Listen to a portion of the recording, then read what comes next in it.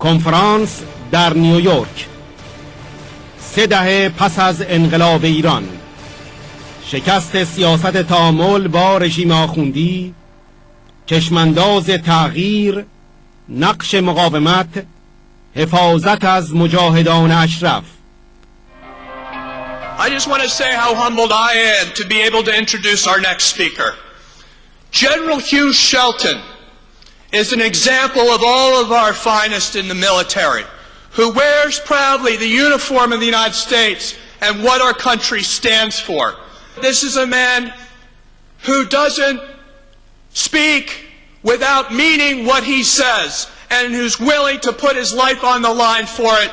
How fortunate are we to have General Hugh Shelton with us today. Thank you. Thank you very much. Thank you. Thank you. Thank you for your very kind words. It is a real pleasure to be with you here today. It's also a real pleasure to share the dais with such a distinguished group of my colleagues. And to those residents in Camp Ashraf today that are watching, I say, Salam Alaikum. I also send greetings to your magnificent leader, Mrs. Rajavi, President-elect Rajavi.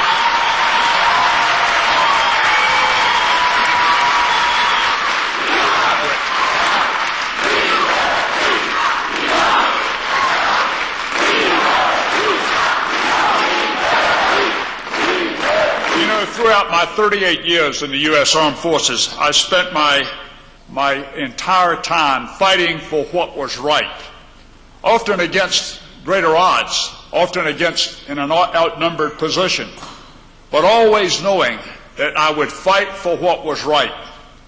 And in that entire time, our U.S. military was never defeated, except on occasion by the political process. And that's where I think we find ourselves today. The MEK, under President-elect Rajavi's leadership, has a 10-point program that would rival any country in the West.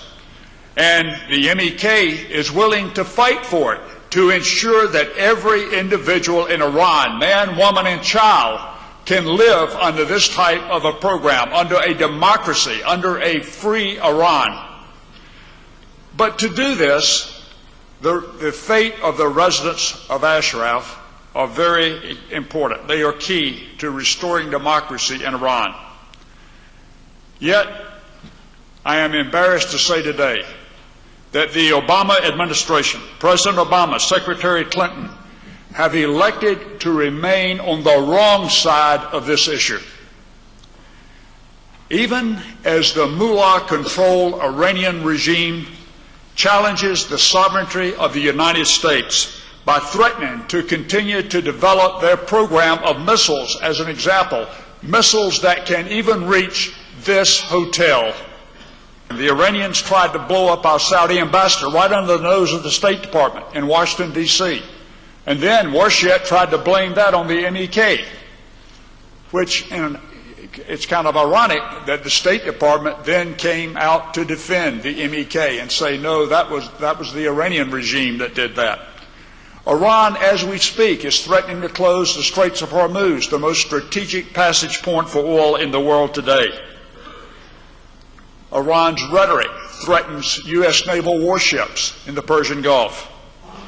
Iran continues their efforts to develop nuclear weapons, which is not lost on the rest of the world. I think several of our speakers have spoken of that very clearly. And Iran remains the only significant backer of the murderous Bashar al-Assad in Syria. And I think the State Department should take note that the Iranians, in attempting to develop their missile capabilities, are attempting to develop missiles that could even reach Foggy Bottom. And all along, of course, as has been said today, Iran remains the most terrorist exporting nation in the world. Yes, we've joined other nations in imposing economic sanctions and oil exports against the Iranian regime, but that's a very weak signal, I believe, for a regime that has spent the entire time of this current administration's time in office failing to cooperate and carrying out at the same time very significant operations against U.S. interests around the globe.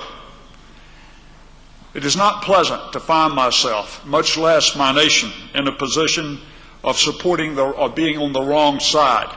But you don't have to be a rocket science to figure out that President Obama and Secretary Clinton clearly stand on the wrong side today.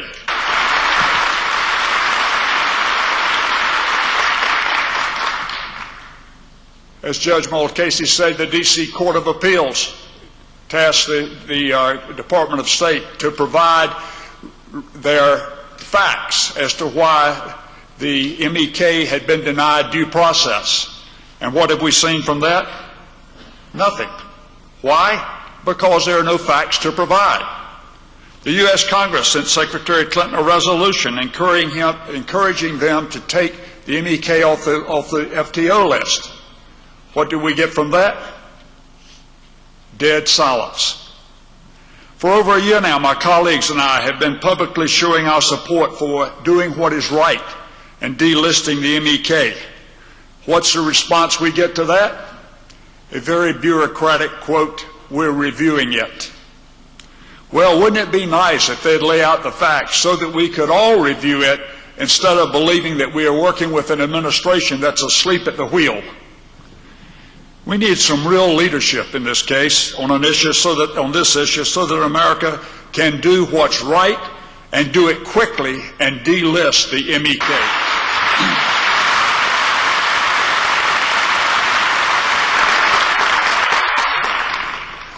I spoke to this issue first, the delisting, because